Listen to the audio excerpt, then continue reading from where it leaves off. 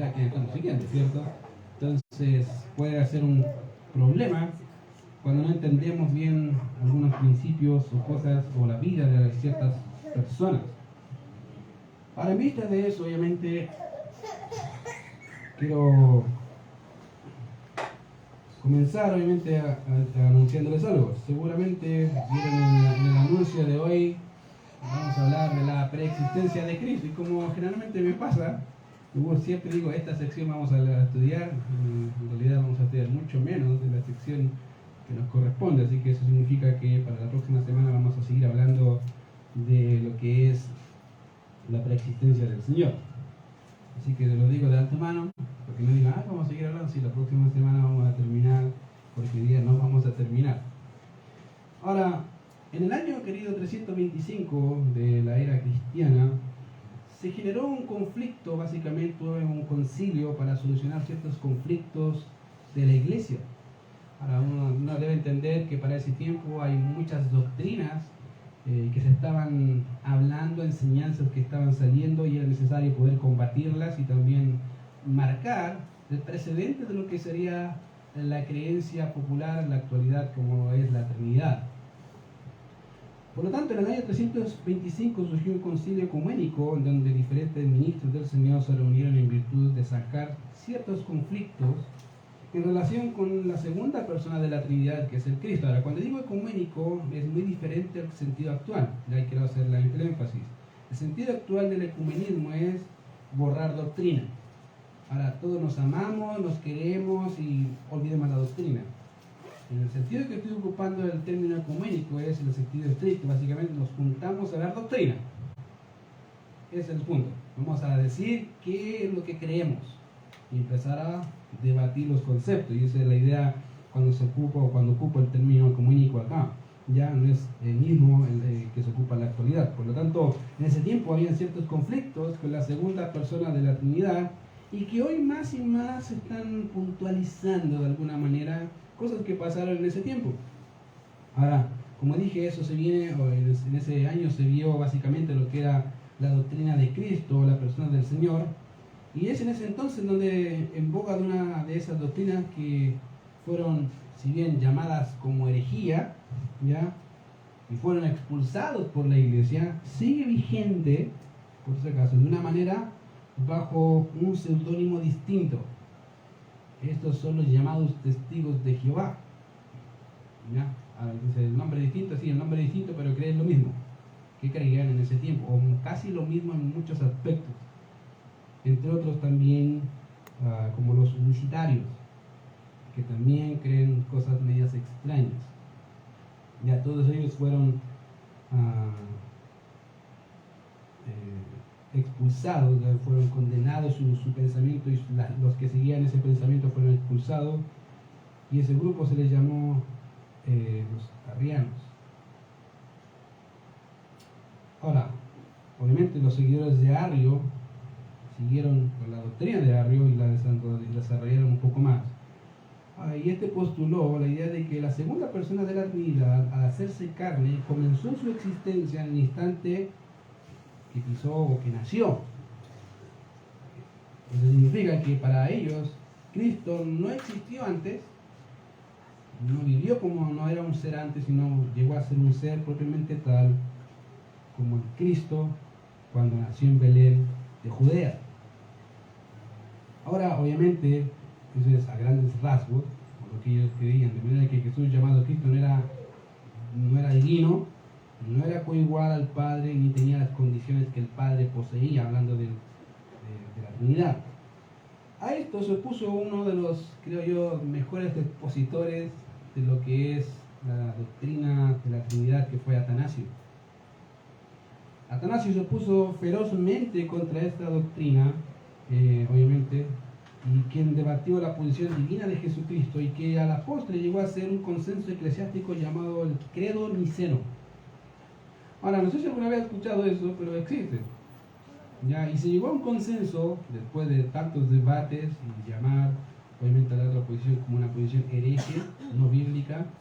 Y llegaron a un consenso, y el consenso dice lo siguiente, y se los leo, dice: creemos en un solo Dios, Padre Todopoderoso, creador del cielo y de la tierra, de todo lo visible y lo invisible, y en un solo Señor Jesucristo, el unigénito Hijo de Dios, engendrado por él, no creado, por el que todo fue hecho, que por nosotros los hombres y por nuestra salvación bajó de los cielos y se encarnó por el Espíritu Santo, y María la Virgen, y se hizo hombre, y por nosotros fue crucificado por sentencia de Poncio Pilato, y padeció y fue sepultado.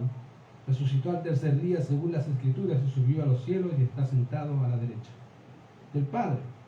Y volverá con gloria a juzgar a los vivos y a los muertos, y su reino no tendrá fin. Bien, eso es lo que creen. Ellos plantean eso. Creemos en un solo Dios, en un solo Señor Jesucristo, y no hay más. ¿Ya? Ahora bien, al considerar esa posición, al considerar esa declaración, ese credo, hay que entender algunos conceptos, y de hecho en realidad un concepto que es importantísimo. Y es importantísimo porque obviamente puede malentenderse. ¿Ya? Si prestaron atención, la declaración dice, básicamente, y se las vuelvo a repetir, creemos en un solo Dios Padre Todopoderoso, Creador del cielo y tierra, de todo lo visible y lo invisible, y en un solo Señor Jesucristo, el unigénito Hijo de Dios, engendrado por Él, mas no creado. Y el punto es, engendrado, no creado. Y uno dice, ¿qué quiere decir esa cosa? ¿Cierto?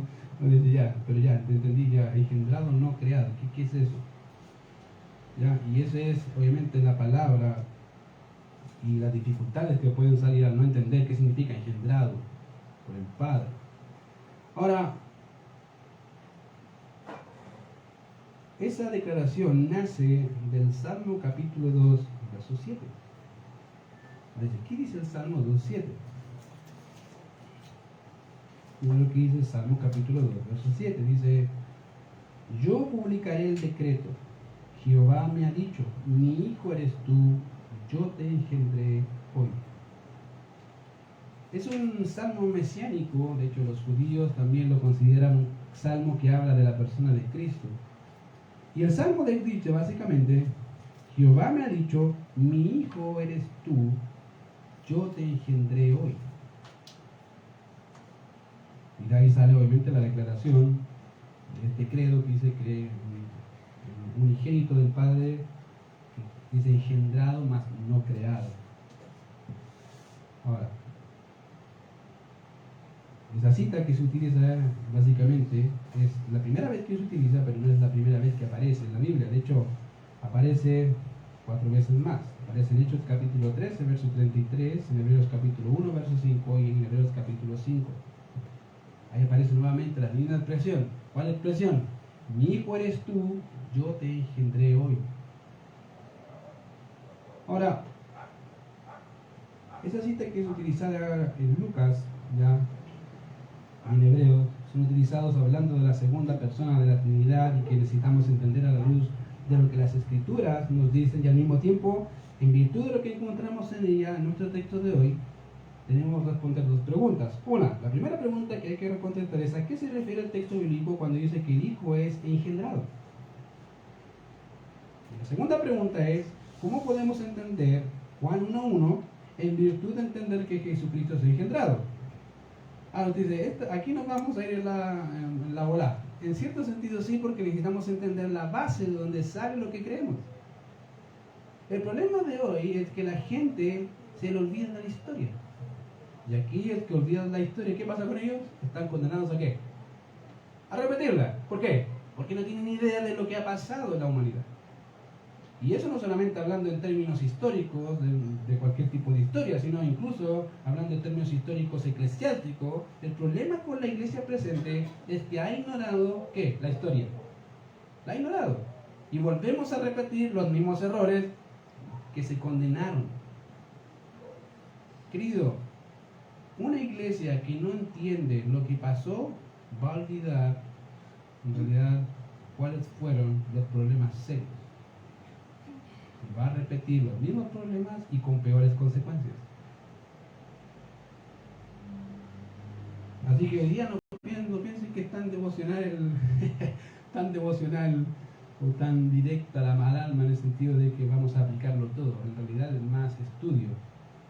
Porque como dije, en realidad necesitamos estudiar estas cosas, porque en la actualidad hay muchos movimientos, como dije, los pentecostales unicitarios, dentro de ellos también está el catolicismo romano, y también están los testigos de Jehová, que están haciendo bomba.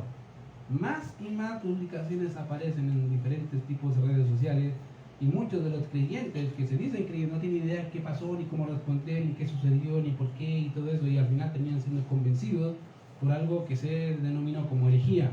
¿Cuál fue el problema? No estudiaron las escrituras y no estudiaron la historia. Querido, creemos que las escrituras es la fuente de autoridad máxima, ¿cierto? Gracias, pastor. Amén. Creemos que la Biblia es la autoridad máxima, ¿cierto? ¿Sí o no? Sí. Pero la historia nos ayuda, nos guía. Porque nos fuimos los primeros que pensamos las cosas. ¿Cierto? A veces pensamos que somos los únicos que se le ocurre la idea. Y ya se repitió hace rato la idea. Entonces el problema, querido, es que olvidamos eso. Entonces, obviamente la pregunta primera es cómo debemos entender la palabra engendrado y qué relación tiene eso con Juan 1:1. Ahora, para considerar la primera pregunta necesitamos enfocarnos en el significado del uso de la palabra engendrar. Ya, ahora bien, la palabra puede significar dar a luz, engendrar, nacer, hacer nacer, entre otras ideas. Ya, básicamente la idea es tener un hijo o tener hijos, dar a luz. Esa es la idea básica de la palabra y de ahí obviamente las otras connotaciones. Ahora, debemos entender que en el Salmo 2:7, como dije, es un salmo mesiánico que es utilizado, como dije, por Lucas y el autor de la carta a los Hebreos. Ellos lo utilizan. Ejemplo, vamos a estudiar Lucas capítulo 13, verso 33. Miren lo que dice ahí. Lucas 13:33. Mateo, Marcos, Lucas. Perdón, Hechos 13:33. El autor es Lucas, perdón. Hechos 13:33.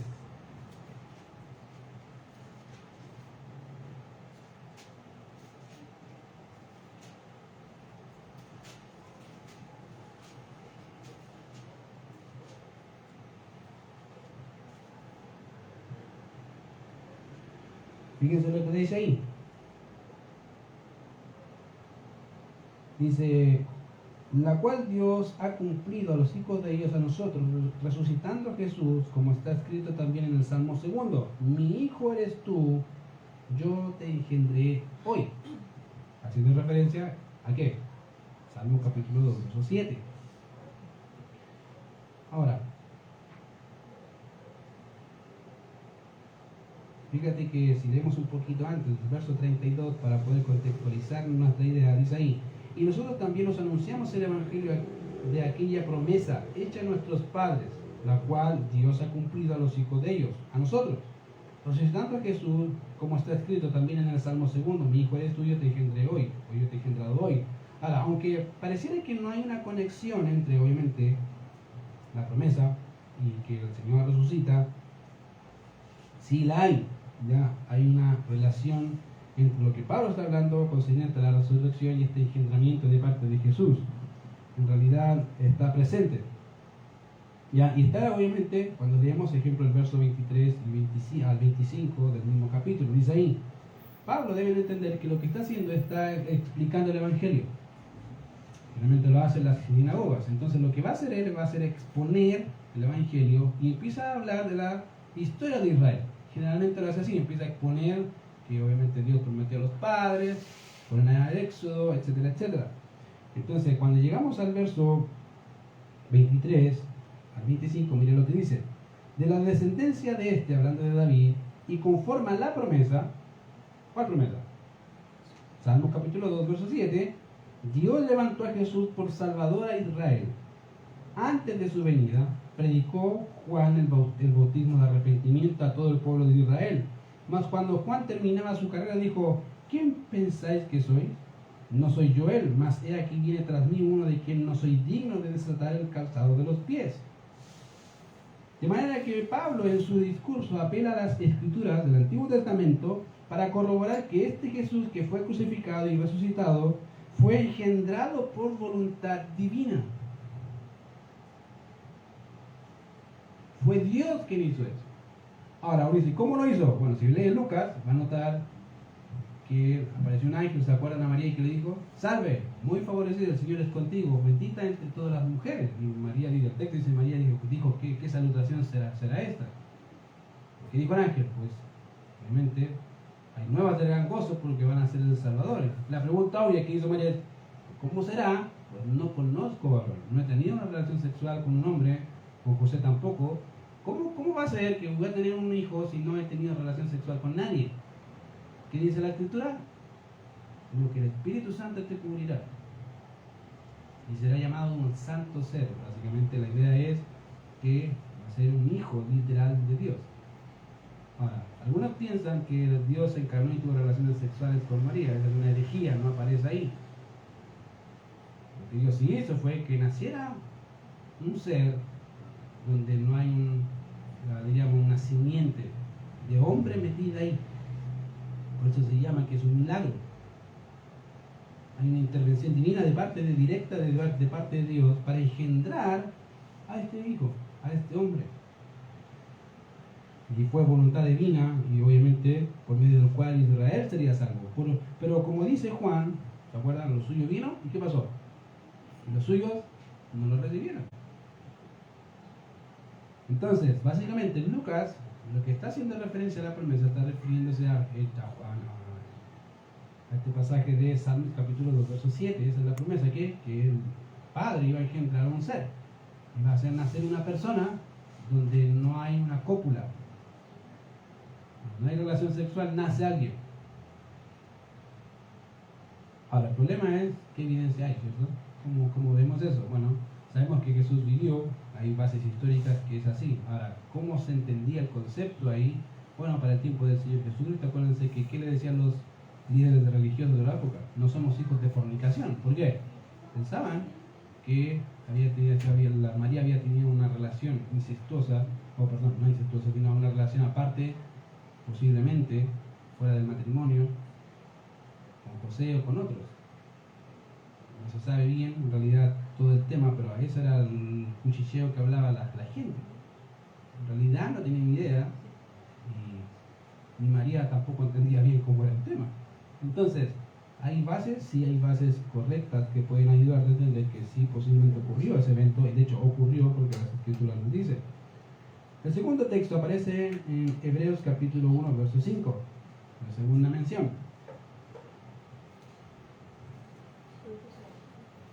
Hebreos capítulo 1, verso 5. Ahora, el capítulo 1 lo que va a hacer de Hebreos es exponer básicamente la superioridad de Jesús sobre los ángeles, sobre Moisés, etcétera, etcétera. Entonces, aquí lo que va a hacer el autor de los Hebreos es poner a Jesús como superior a los ángeles. Mira lo que dice, vamos a leer un poco antes, verso 4. Dice ahí, hecho tanto superior a los ángeles, hablando de Cristo, cuanto heredó más excelente nombre que ellos. Verso 5 dice, porque ¿a cuál de los ángeles dijo Dios jamás, mi hijo eres tú, yo te engendré hoy? Y otra vez, yo seré al Padre y él me será mi hijo. Ahí está ocupando, nuevamente, ¿qué? El verso 5 está ocupando la misma cita. Salmo capítulo 2, verso 7. Está hablando de la misma idea. Y aquí, obviamente, posiblemente las personas a las que fue dirigida la carta a los hebreos conocían la Biblia, conocían las escrituras del Antiguo Testamento, y el manejo también del escritor al citarlas muestra en realidad que obviamente era un hombre prolijo, guiado por el Espíritu Santo en el manejo y en entender las escrituras. Y a la vez podemos ver ese manejo ahí. Ahora, de manera que cuando llegamos al verso 4 podemos notar cómo el escritor compara a los ángeles con el Hijo. Mira lo que dice ahí. Dice, hecho tanto superior a los ángeles, hablando de Cristo, cuando heredó más excelente nombre que ellos. Y esa es la idea. Ya entonces está enfatizando que este Hijo es superior a los ángeles. Ya, mostrando así esa superioridad de la segunda persona de la Trinidad a diferencia de los ángeles. Ahora, eso lo haces haciendo referencia al Salmo 2.7, y fíjate que si consideramos el texto, dice, yo publicaré el decreto, Jehová me ha dicho, mi hijo eres tú, yo te engendré hoy. Y el escritor a los Hebreos, haciendo alusión a ese texto, propone una pregunta retórica. ¿Cuál es la pregunta? ¿A cuál? Dime tú, básicamente, te está preguntando el lector, dime tú, ¿a cuál de los ángeles Dios alguna vez le dijo, mi hijo eres tú? Yo te engendré. Ahora, si has leído la Biblia, te vas a dar cuenta que no hay ninguna referencia que a los ángeles se llame mi hijo. Ahora, probablemente algunos que se han leído van a decir, sí, sí hay una diferencia, sí hay una referencia. Y van a decir, Job dice a los hijos de Dios. ¿Se acuerdan? Dice que viendo los hijos de Dios, y de hecho también aparece en Génesis 6. Pero Job, hablando de los ángeles, dice, bueno, ahí se les llama hijos de Dios. El problema con eso es que es un término general, genérico. Y siempre que se habla de los ángeles atribuyéndose como hijos, son genéricos, los hijos de Él. Son creación y propiedad de Él. Pero cuando dice mi hijo, es un pronombre personal que involucra relación. Es diferente a estos. No es lo mismo. No sé si nota la diferencia. Una cosa es decir, ellos son los hijos de, y otra es, este es mi hijo. ¿Cierto? Es diferente. Y aquí el énfasis está en eso. ¿A cuál de los ángeles dijo Dios jamás mi hijo es? A ninguno. ¿Por qué? Porque solamente hay un hijo y es de, no es un ángel propiamente tal. No existe. Entonces ahí, obviamente, el autor de los Hebreos dice, y le pregunta, haciendo alusión a una respuesta negativa. Como dije, no hay ningún ángel al que Dios le haya dicho, hijo mío, y por lo menos no hay registro del Antiguo Testamento de eso. Lo que sí encontramos es una declaración a los ángeles que se le llama hijo de Dios, pero no con el pronombre mi hijo. ¿Ya? Entonces la pregunta ahora surge, ya sabemos, engendrado significa básicamente que nace o que es producido por alguien. Entonces en este caso ya sabemos que este personaje o este hombre que iban a ser es superior a los ángeles y por lo tanto no puede ser un ángel, tiene que tener un nombre superior a ellos. Entonces la pregunta que surge es ¿cuándo Cristo fue engendrado? ¿Cuándo se engendró? A eso han surgido tres respuestas. Ahí dice, ya, nos complicamos. Sí, hay tres respuestas. Algunos piensan que fue engendrado antes de su encarnación, en la eternidad pasada.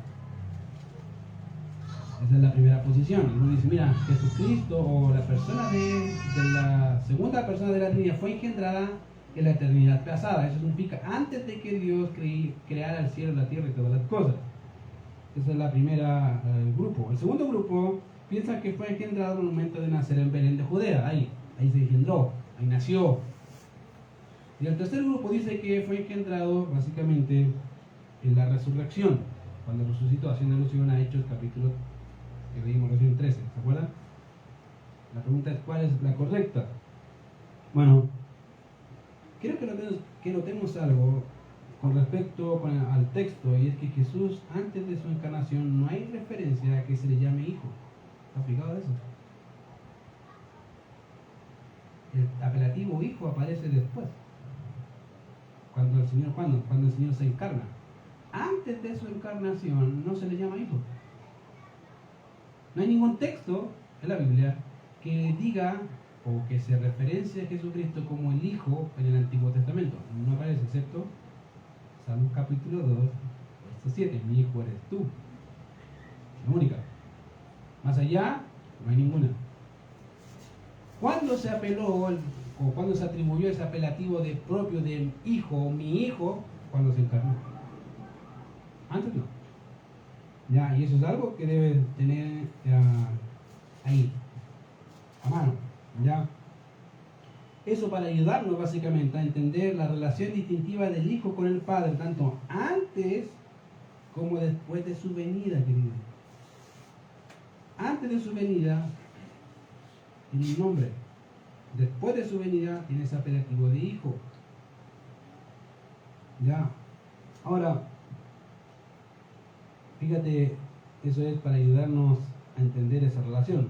Entonces la pregunta es, ¿cuándo el hijo fue engendrado? Tomando en consideración el uso de la palabra Yalak, que es engendrado en el Antiguo Testamento, y eso sería en Belén. Ahí empezó. No puede haber sido engendrado antes, porque el hecho de que la segunda persona de la Trinidad haya sido engendrado antes está diciendo que no es eterno. Por lo tanto, no es Dios.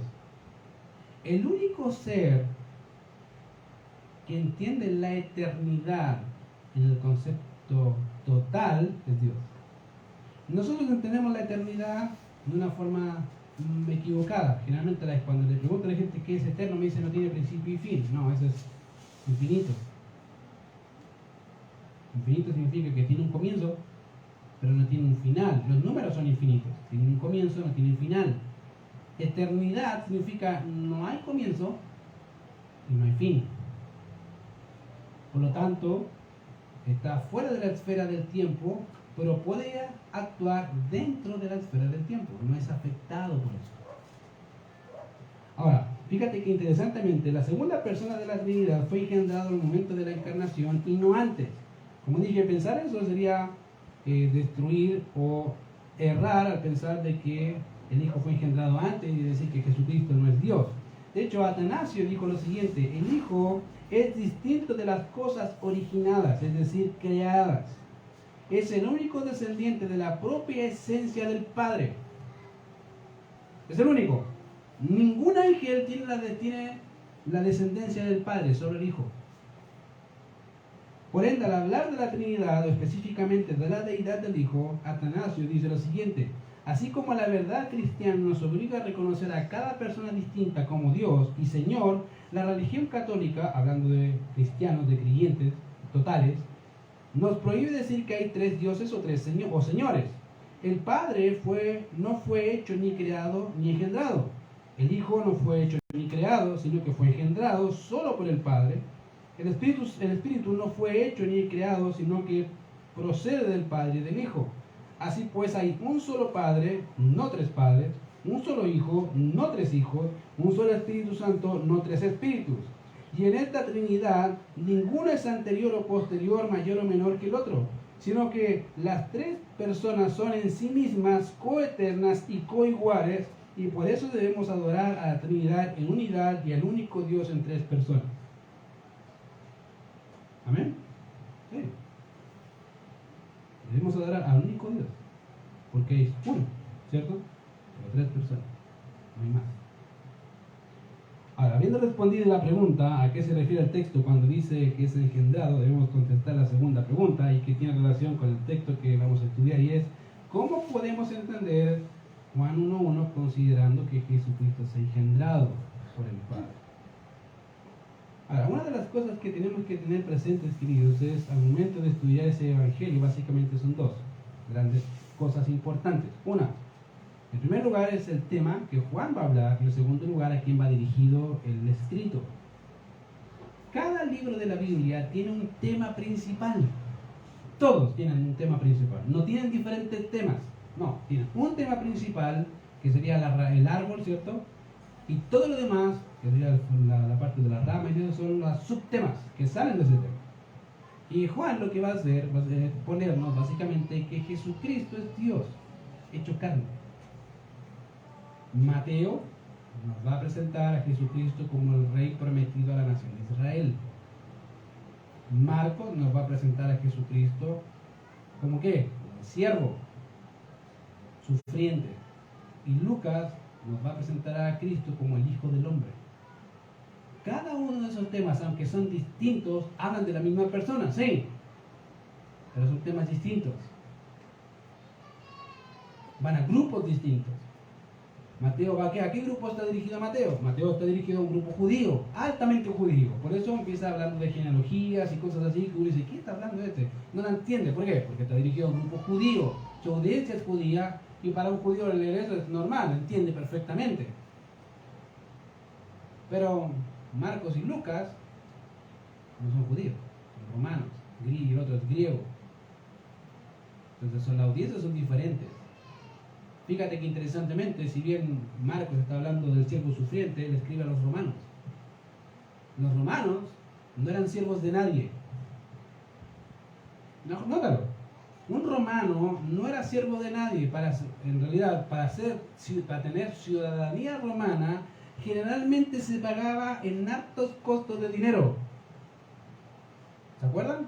Cuando Pablo dijo soy romano, y un centurión, no me acuerdo, un general, alguien le dije, ¿cómo obtuviste eso? Yo con mucha plata. Y él dijo, yo de nacimiento.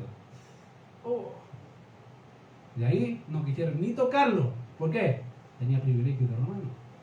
Un romano no era siervo de nadie. Y fíjate que Marcos le escribe a los romanos hablando de Cristo como ¿qué? Como el siervo. Wow. Entonces, notas que cada uno tiene diferentes connotaciones, va a diferentes temas, hablando del mismo personaje, hablando del mismo Señor. Entonces, Juan lo que va a hacer aquí es ponernos a Jesucristo como el Dios hecho carne, ¿ya?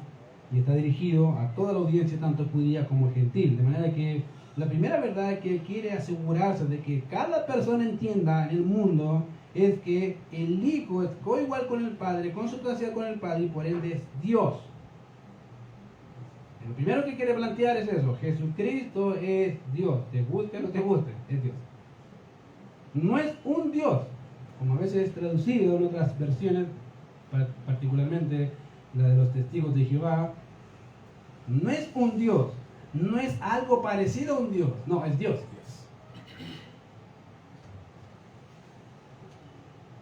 Y empieza diciendo lo siguiente: en el principio, dice Juan 1:1, era ¿qué? El verbo, y el verbo era con Dios, y el verbo era ¿qué?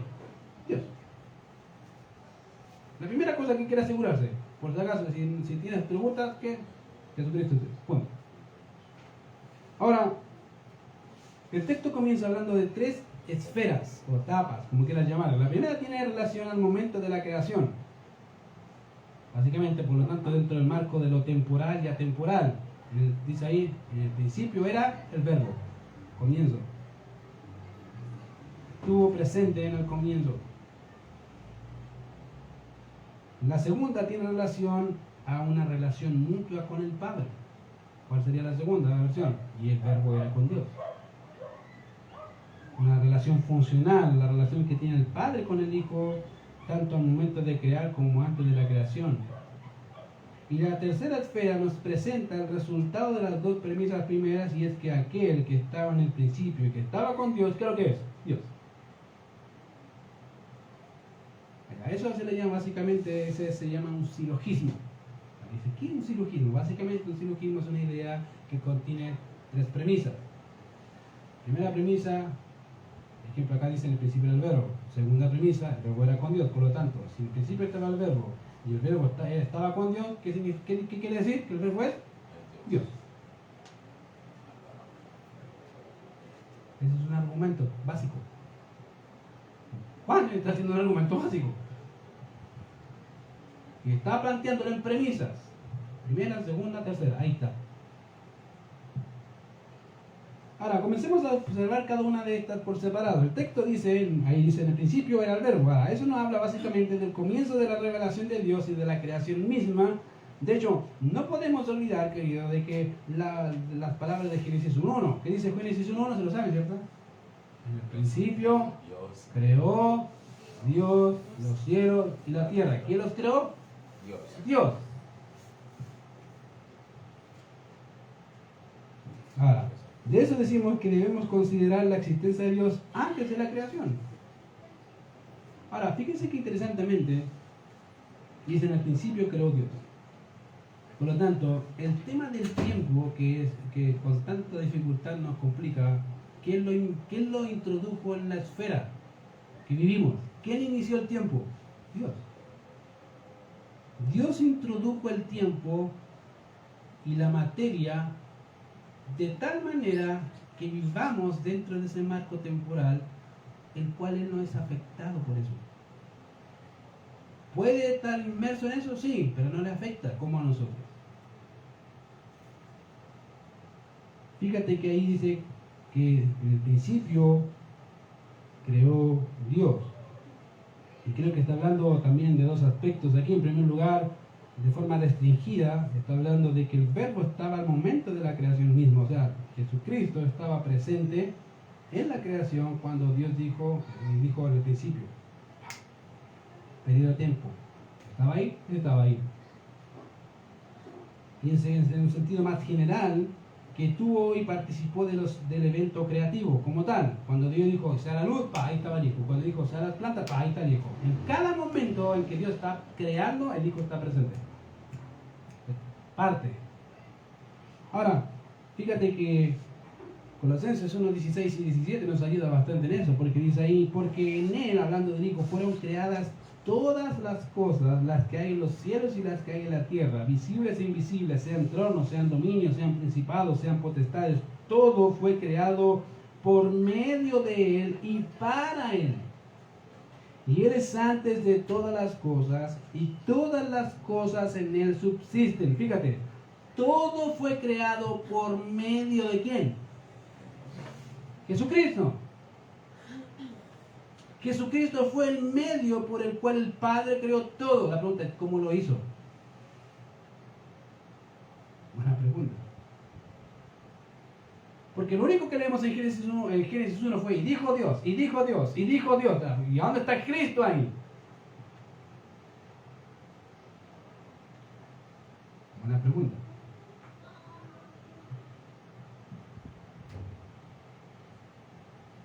Fíjate que Juan dice, en el principio era el verbo. Te voy a responder la pregunta, pero presta atención.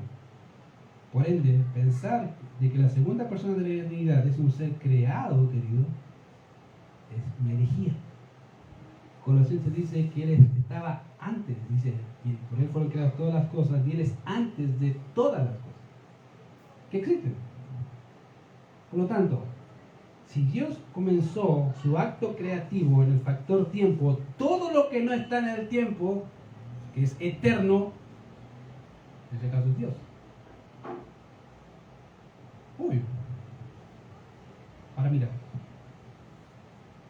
el uso de la palabra era, que aparece en nuestro texto, nos pone aún más en una posición muy favorable para los creyentes que creemos que Jesucristo es Dios. No un Dios, es Dios, al igual que el Padre es Dios. Y eso es porque obviamente la palabra que es utilizada aquí, que se traduce como era, o puede ser traducida como estaba también, ¿ya? Y que básicamente describe una acción durativa en el pasado. No es algo que pasó y se acabó, es algo que ocurrió y sigue pasando en el pasado. Y pasó, ahí está. No es algo puntual, no es una fotografía. Cuando tú ves una fotografía, ves obviamente la imagen y te acuerdas de lo que pasó, ¿cierto? Pero ahí está la fotografía. Lo que está puntualizando acá el texto griego es que fue una acción que se ejecutó en el pasado de forma constante. Por lo tanto, estoy diciendo, Él estaba ahí, estuvo ahí y siempre ha estado ahí.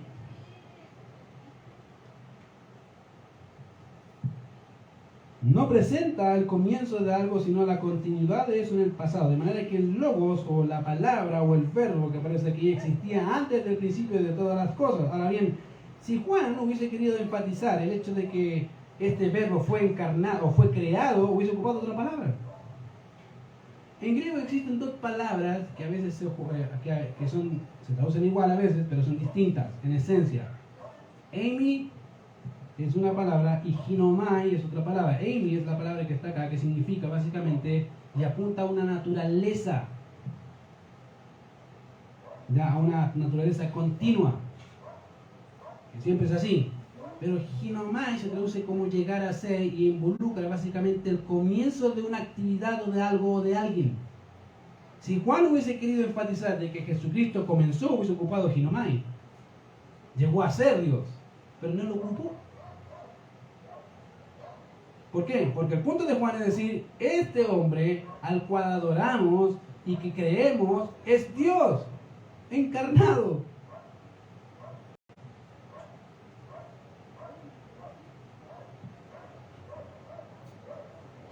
Y fíjate que la palabra verbo, en realidad puede ser traducida como palabra también, y es la palabra logos. Si hay algo, querido, que es difícil de verdad de entender, es el logos. De hecho, en el mundo griego era uno de los temas más difíciles, que generalmente la gente común no lo entendía porque era debatido por filósofos. De hecho, como dije, el logos era un tipo de fuerza impersonal para el mundo griego y abstracta, y que regía en el orden del universo. Era un tipo de energía, algo que gobernaba, no sabemos precisamente qué es, pero sabemos que hay algo.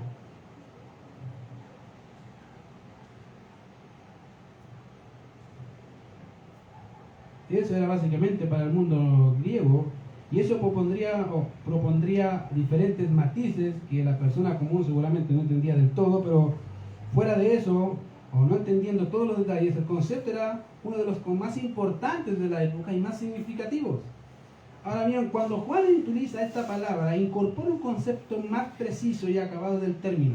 ¿Por qué? Porque ya no es una idea abstracta, sino que es una personalidad, es un ser. Y él introduce, Juan toma la palabra y la mete y dice, mira, voy a ocupar esa palabra para que entiendan un concepto.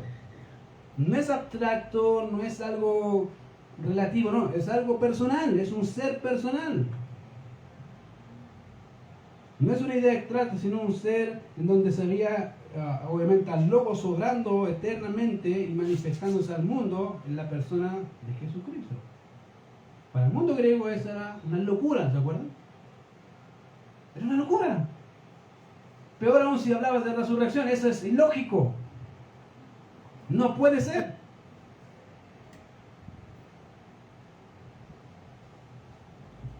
Por otro lado, la idea del logos o palabra era un punto importante para el mundo judío, y el hecho de hablar de la palabra para un judío era el sinónimo de poder y sabiduría. Para un judío, querido, en realidad la Biblia no es cualquier juego, es sabiduría celestial y poder de Dios. Es por medio de la palabra que Dios hizo al mundo y todo lo que hizo. De hecho, es por medio de la palabra que su pueblo es santificado, es por medio de la palabra que emanó juicio sobre Israel y también sobre su pueblo. Es que, ¿qué hace Dios? Ocupa la palabra. ¿Eso lo hace en la actualidad o no? Sí. El Señor Jesucristo le pidió al Padre una cosa, bueno, le pidió harta, pero una de ellas dice, santifícalos en ¿qué? Tu verdad. Tu palabra es verdad. Por lo tanto, cuando leemos la palabra, ¿qué se supone que hace cuando la leemos? Dice, santifícalos. Nos limpia, nos va cambiando y transformando a la imagen del Señor Jesucristo. ¿Es por medio de qué? De la palabra. Hace poco leí un post que decía, el secreto para derrotar a Satanás es la oración. Le puse error, porque Mateo 4 no dice eso. Mateo 4 dice que el Señor ocupó las escrituras y dijo, escrito está. Escrito está. Escrito está. ¿Qué hizo él? Citó Biblia. Con eso no estoy diciendo que no posiblemente oró. Seguramente, siempre estuvo en comunión con el Padre. Eso era algo normal. Pero lo que él ocupó fue ¿qué? Biblia. No solamente orar. Es por medio de la palabra en que Dios hace todo eso. De manera que lo que Juan presenta al hablar del Logos era la encarnación viva del Verbo divino. Esa era la idea de Juan. Lo que Juan está planteando, mira, te estoy diciendo que el verbo, que la palabra hablada, que da porque es poderosa, viva, activa, se hizo carne. ¿Cómo lo hizo? Se encarnó, una virgen. Ahora, entendiendo eso, imagínate, cuando Dios dice, y dijo Dios, sea la luz, ¿cómo lo hizo? Con su voz, con su boca. En el momento en que Dios hablaba, la segunda persona de la Trinidad, que era el medio por el cual se creaban todas las cosas, ¿qué producía? Lo que el Padre mandaba. Esa, querida, es la relación que hay intratrinitaria entre el Padre y el Hijo. El Padre es, podríamos decir de alguna forma, es el motor pensante, pero el ejecutor y el medio por el cual se hacen los pensamientos divinos es el Hijo. Es por medio de la palabra que Dios hace eso. Y la palabra se hizo carne. Ahora, la expresión, la segunda expresión que aparece en otro texto, la segunda silogismo, dice ahí, y el verbo era con Dios. Una cosa es que estaba, ¿cierto?, en el principio con Dios. Pero otra distinta es que el verbo era con Dios. Ahora, D.L. Moody, que lo cita de hecho MacArthur, dice lo siguiente, dice, la traducción al español no conlleva toda la riqueza de la expresión griega ahí. Dice, tal frase significa mucho más que la existencia del verbo con Dios. Describe a dos seres personales, el uno frente al otro, enfrascados en un discurso inteligente. En otra idea, cuando dice, y el verbo era con Dios, le está diciendo, es como que el padre con el hijo están conversando trinitariamente, cara a cara, sin ningún problema. La idea del texto es enfatizar la relación íntima e indisoluble que hay entre la primera y la segunda persona de la Trinidad. No es una persona, son dos. Dice, y el verbo era con Dios. O sea, el verbo es uno y Dios es el otro. Ahí están los dos. Están hablando cara a cara. El uno con el otro, sin ningún problema. Ahora, si hay textos que pudieran ejemplificar eso, hay muchos textos. Uno de ellos es, obviamente, uno que encontramos en Lucas capítulo 6, verso 12, cuando se nos dice que el Señor pasó toda la noche orando y al otro día escogió a los 12. Querido, si hay un ejemplo de comunión con el Padre, es el Señor. Todo el día, toda la noche, ningún problema. Hasta en los momentos más críticos, ¿qué hizo el Señor? Padre, si es posible, que pase de mí esta copa, mas no lo que yo quiero, sino lo que quiero. Wow. Queridos, eso nos muestra la comunión del Padre con el Hijo. De hecho, había pensado en otro ejemplo, cuando Lázaro muere.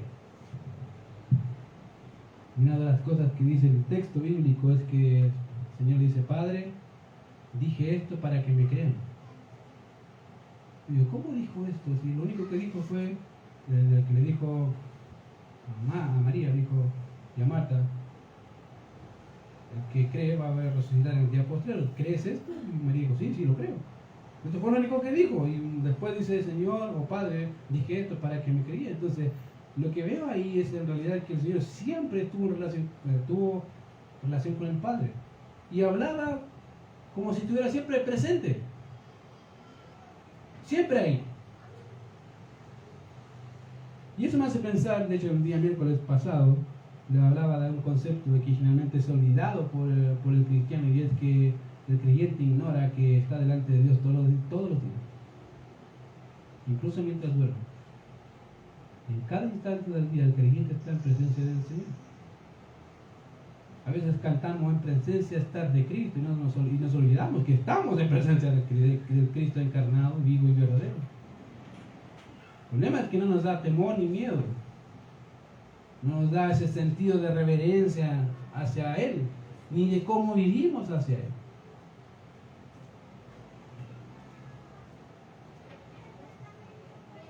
Fíjate que en tercera frase dice, y Juan termina diciendo y concluyendo lógicamente lo que ha planteado, y el verbo era Dios. Punto. Este que participó en el principio, que era eterno juntamente con Dios, y participó eternamente con el Padre, y que además tiene una relación íntima e indisoluble con el Padre, es Dios. Pero es diferente al Padre, es el Hijo. Fíjate ahí, y el verbo era Dios. Este era en el principio con Dios. Ese estaba. Vuelvo a enfatizar la misma, estaba ahí, estaba presente. Queridos, una de las cosas que más y más veo en la iglesia actual, como dije, es la falta de estudio de cosas que están ahí ese tiempo. Mucha gente creyente no lee. Querido, además de uno le ha dicho acá, lea, estudie. Incluso las cosas que usted dice, pero esto es herejía, estúdialo, léelo. Ve qué dice la Biblia. Pero ve bien, estudia bien. A veces la gente ve un comentario, el comentario del que escribió, y dice, mira, viste, a veces ni él ni se acerca a lo que escribió. Querido, estudia para no caer en error. Estudia para conocer más de quién es Cristo, más de quién es Dios. Fíjate que en el concilio de Nicea del 325, si bien Arrio fue uno de los personajes principales, no fue el único. Habían más corrientes filosóficas que postulaban cosas aberrantes y que hoy están presentes con otro nombre y que la gente se las cree. ¿Por qué? Porque no estudian. Querido, te animo a estudiar, a preguntar, a leer, sobre todo a leer. Lee. En el mundo de hoy hay tanta información. Bueno, fíjate, en el mundo antiguo, ¿qué pasaba? Es que no tenemos información, ¿cierto? ¿Se acuerdan o no? ¿Qué tenía que ir a hacer el abuelito? Ir a la biblioteca, de la media cacha de libros, y leía un libro del tema que quería. O dos, desde ahí están los dos, son los ejemplares, wow, ahí está. Y el problema antiguo es, no hay información. Y ahora que hay información, nadie la quiere. Nadie la estudia. Por eso la iglesia está como está hoy. Porque todos quieren aprender, pero nadie quiere estudiar. ¿Y tú? ¿Quieres ser uno más de los que quieres escuchar el comentario del comentario del comentario o quieres leer? Vamos a leer. Hay hartos libros que te pueden ayudar. Tú dices, oh, libros. ¿De cuántas? Creo que la primera pregunta de uno es, ¿cuántas páginas serán? Me ha pasado con el hermano y hermano, ¿y qué libro está leyendo? ¿Y cuántas páginas lee? No sé, son como 800. Ya listo. Hasta llegó la conversación, gracias. Lo tiene uno más chiquitito, que no, la información, querido, a veces para entenderla bien no necesita algo chiquitito. Necesitas leer para entender bien qué pasó, cómo sucedió, por qué surgió, cómo llegamos de un punto A a un punto B, cómo la iglesia llegó a creer la doctrina que hoy creemos. Ahora lo sabes. ¿Por qué la iglesia cree en la Trinidad? No porque nos antojó, sino porque hubieron hombres que leyeron la Biblia y dijeron, esto dice la Biblia, esto es lo que hay, esto es lo que entendemos. No es porque se juntaron a tomarse un cafecito y decir, ya no, ¿a qué te trinca a ti? Ya está linda la idea del unicornio. No. Querido, las doctrinas fundamentales se demoraron varios siglos. Digo siglos, empezando por el primero hasta el cuarto o quinto. O sea, 500 años de historia y tú quieres que en 5 minutos te escribamos todas las cosas. Querido, esto es imposible, tienes que estudiar. Y le animo, querido hermano, ¿a qué? A estudiar. Si no sabe, estudie. Si no sabe, lea. Si no sabe, pregunte. ¿Qué libro puedo leer? No, amiga, ¿me puede decir la tarea? Me acuerdo hace un tiempo atrás, mi hermana, la menor, tenía la costumbre de siempre preguntar y decía, ya listo, y se queda con la idea. ¿Qué significa esta palabra? Esto. Ya. Hasta que un día me dijo, Richie, ¿qué le dije? ¿Qué significa esta palabra? Y dije, ven, vamos. Le llevé a la biblioteca que teníamos, que era pequeña, y le acerqué un libro y dice, ¿qué dice ahí? ¿Qué dice? Diccionario. Ya, ocúpalo. Se acabó la pregunta. ¿Por qué? Porque le está diciendo, léelo tú, ahí está, tenía el diccionario, léelo tú, búscalo tú. ¿Por qué? Porque estamos acostumbrados a que nos den las cosas en la boca y no buscarlas. Así es, fácil engañar a la gente, querido. Fácil. Y muchos dicen, amén. Digo, ¿qué está diciendo?